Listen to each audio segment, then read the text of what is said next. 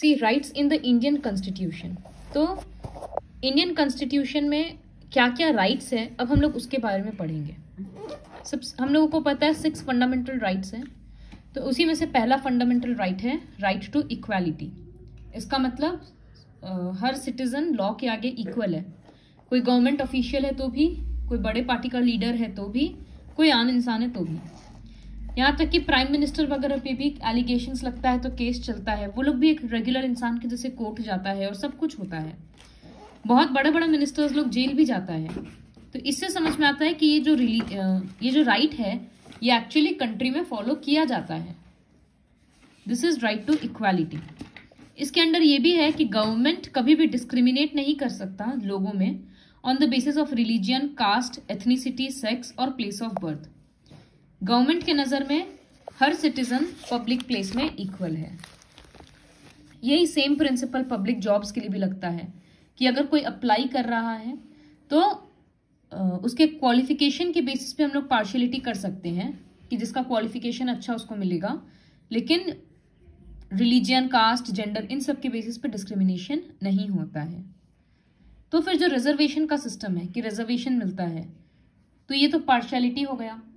लेकिन ये हम लोग पहले भी देखे हैं कि ये पार्शियलिटी नहीं है, क्योंकि वो बैकवर्ड क्लासेस हैं या वीकर सेक्शंस हैं जिनको सपोर्ट का जरूरत है ताकि उन लोगों को इक्वल अपॉर्चुनिटी मिले डेवलपमेंट का। तो रिजर्वेशन सिस्टम इज नेसेसरी।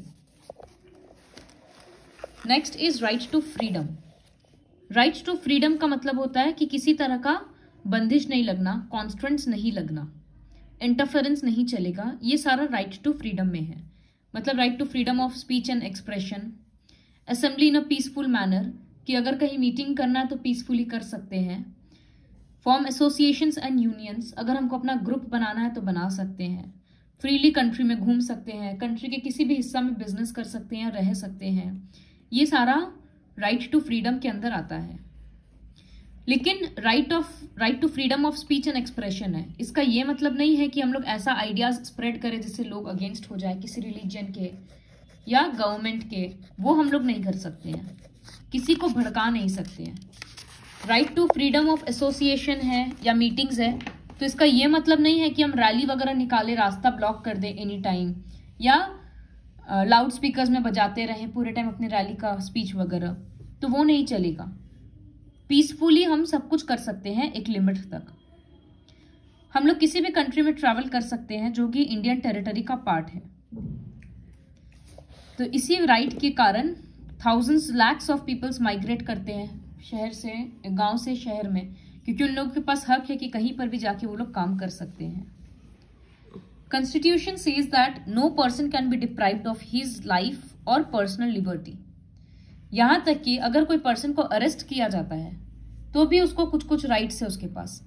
जैसे अरेस्ट करने के बाद 24 आवर्स के अंदर उसको एक मजिस्ट्रेट के पास आना पड़ता है जहां पर वो अपने बेल के लिए अपील कर सकता है।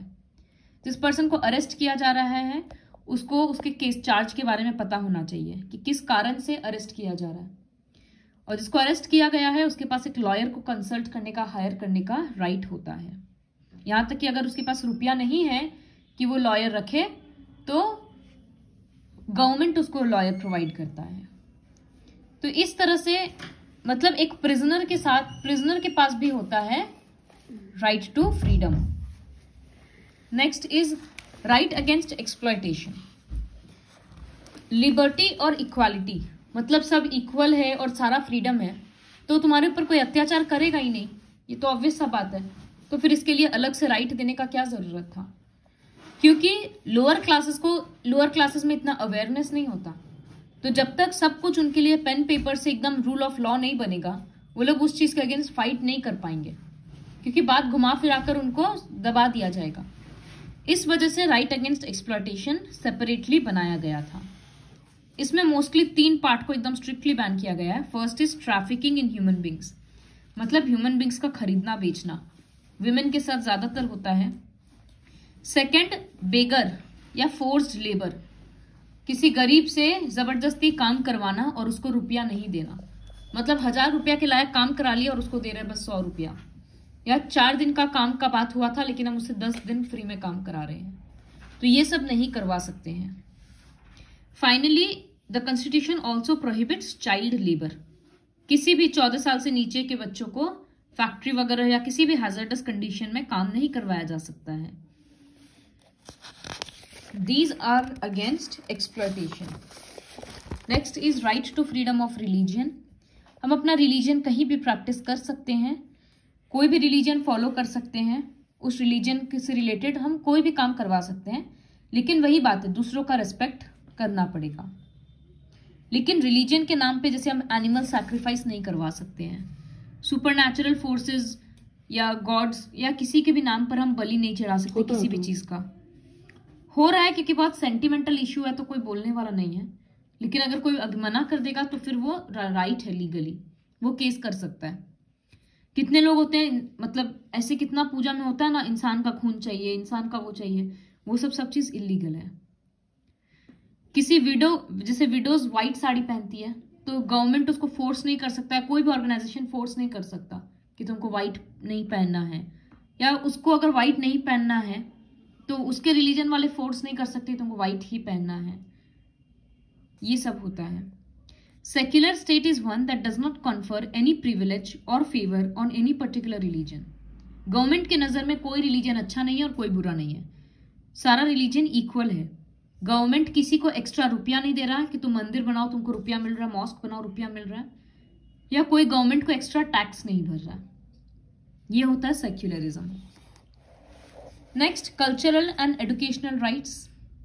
You might wonder why were the constitution makers were so particular in providing written guarantees of the rights or the minorities, कि वो लोग लिख के हर चीज में माइनॉरिटीज को क्यों फेवर कर रहे हैं। क्योंकि ऐसा केसेस में हमेशा हुआ है कि मेजॉरिटी में जो रहता है वो माइनॉरिटी को सप्रेस करता है, और जब तक ये सब लिखा हुआ नहीं रहेगा तब तक कोई इस बात को वैल्यू नहीं देगा इस बात का।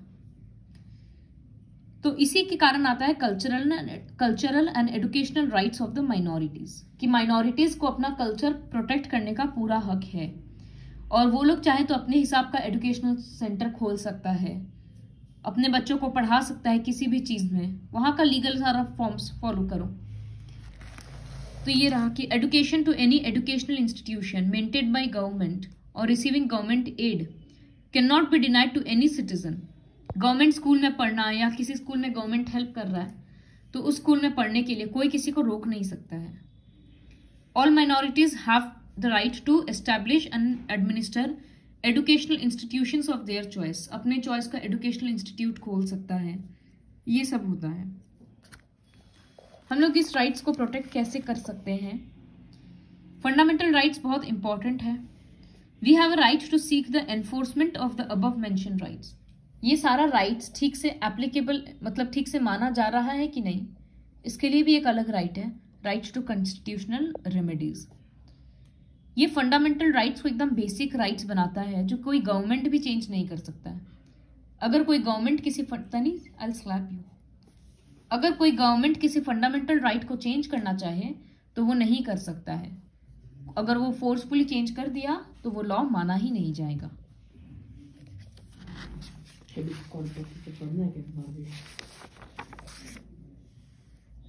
फिर ये वही है कि अगर कहीं फंडामेंटल राइट को वैल्यू नहीं दिया जा रहा है तो क्या किया जाएगा? कोर्ट में जाओ, या कोई लॉयर नहीं हायर कर सकता तो PIL फाइल करो। इन सब के बारे में हम लोग ऑलरेडी पढ़ चुके हैं। Expanding scope of rights. Since country develop हो रहा है, लोगों का जरूरत बदल रहा है, तो राइट्स को भी थोड़ा थोड़ा और एक्सपैंड करने का जरूरत है। लोगों का नीड्स बढ़ रहा है, तो वही है कि जैसे अब ये मैंडेटरी हो गया कि 14 ईयर्स तक सबको पढ़ाना ही पड़ेगा।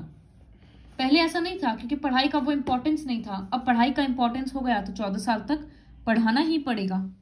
तो इस तरह से कभी कभी डेवलपमेंट के साथ साथ राइट्स को और बढ़ाया जाता है।